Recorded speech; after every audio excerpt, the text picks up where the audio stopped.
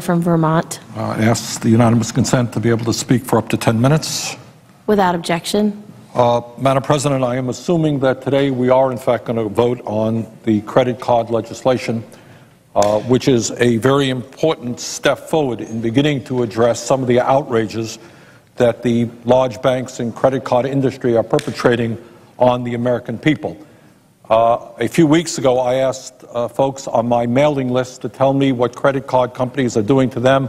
Within 3 days, we had over 1,000 responses, and many of these responses were hair-raising. People have seen their interest rates on their credit cards double, triple. People are now paying 25 or 30% interest rates, which to my mind is just unacceptable. The issue that we're dealing with today on credit cards is something that I've been involved in for many, many years.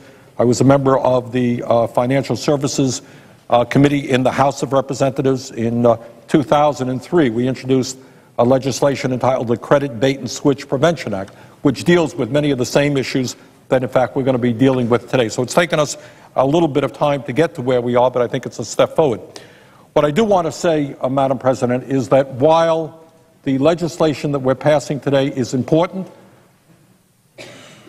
and that it is a very good piece of legislation, I congratulate Chairman Dodd for his work on it, it does not go far enough.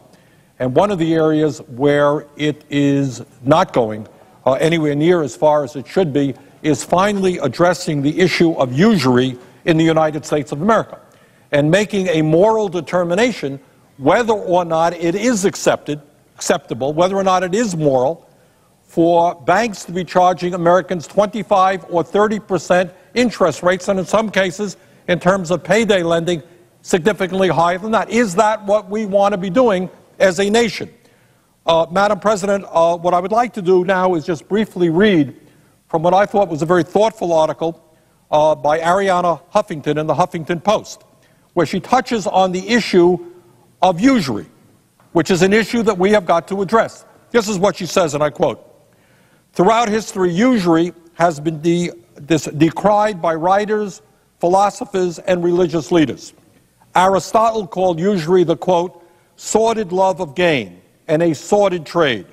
Thomas Aquinas said it was, quote, contrary to justice. In the Divine Comedy, Dante assigned usurers to the seventh circle of hell. Deuteronomy 23:19 says, quote, thou shalt not lend upon usury to thy brother, end of quote. Ezekiel 18:10 compares a usurer to someone who, quote, is a thief, a murderer, defiles the wife of his neighbor, oppresses the poor and the needy, commits robbery, does not give back a pledge, raises his eyes to idols, does abominable things, end of quote. The Koran is equally unequivocal, quote, God condemns usury, end of quote, and it goes on to say that, quote, those who charge usury are in the same position as those controlled by the devil's influence, end of quote. In other words, throughout history and in all of the major religions, usury has been condemned.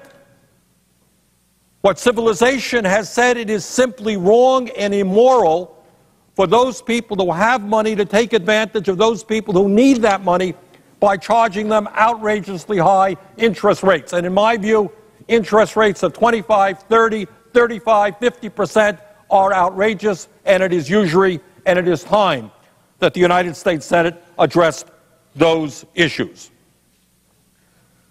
Madam President, up until the late 1970s, and I'm quoting Arianna Huffington again, the top interest rate allowed by the bank, by the state where a bank is incorporated, as opposed to the borrower's home state.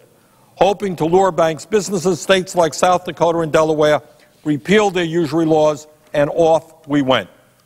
That same year, Congress passed the Depository Institutions Deregulation and Monetary Control Act, which, among other things, allowed federally chartered savings banks and loan companies to charge any interest rates they chose, putting us on the path that led us to today, where banks routinely gouge their most valuable, vulnerable customers.